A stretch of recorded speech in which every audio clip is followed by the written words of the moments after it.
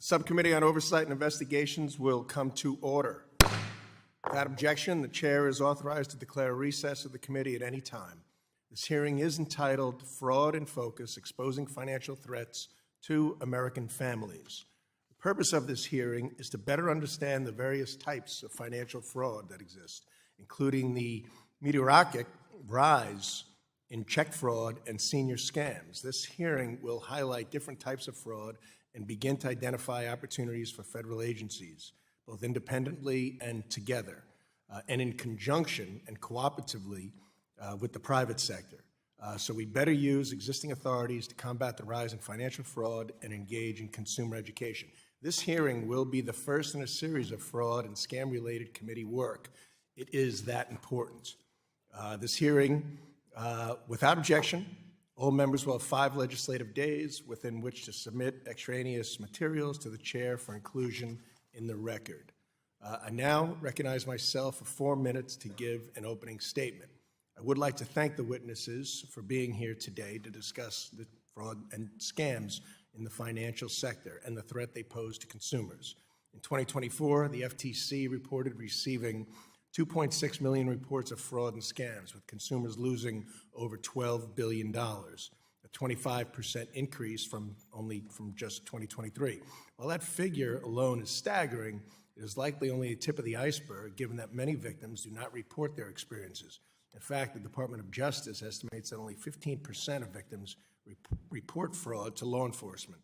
Check fraud alone has more than doubled since 2021. Criminals behind fraud and scams are sophisticated. They use a wide variety of schemes: check fraud, romance scams, bank transfer fraud, identity theft, payment scams, and more. And they target all segments of the population. Individuals of all ages are falling victim. The only way to defeat criminals and defend consumers is truly a whole-of-society approach.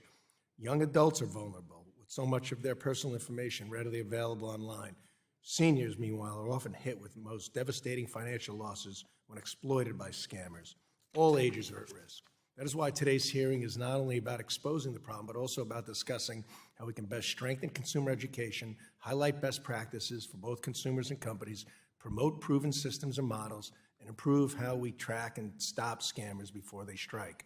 I commend the Trump administration for initiating efforts to counter fraud and scams in the U.S., including its recent sanctions on cyber scam centers based in Southeast Asia. President Trump also signed an executive order to move away from using checks for government-related payments. The Treasury Department, the Federal Reserve, and the Securities and Exchange Commission have all recently initiated efforts to gain information pertaining to check fraud, payment fraud, and cross-border fraud. To aid this effort, I sent a letter, along with Chairman Hill and Andy Barr, yesterday to Federal Reserve Chairman Jerome Powell, seeking more information as to the Fed's work on fraud, including how it is collaborating with the OCC, FDIC, and other stakeholders to address check and payment fraud. We also requested a briefing on the comments received to the Fed's June 2025 request for information, as well as the Fed's plans to educate consumers moving forward. But no single actor can stop fraud on their own. To truly protect families, we must foster collaboration across all stakeholders.